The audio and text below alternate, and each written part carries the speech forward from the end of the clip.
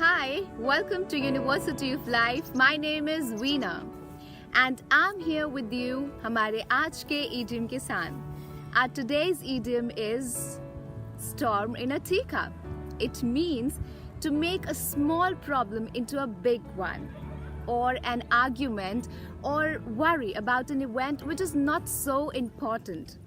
Now I'm going to make 3 simple sentences इस idiom के साथ, and then you have to use them in the everyday conversation. So let's get started हमारे आज के idiom के sentences के साथ. Example number 1.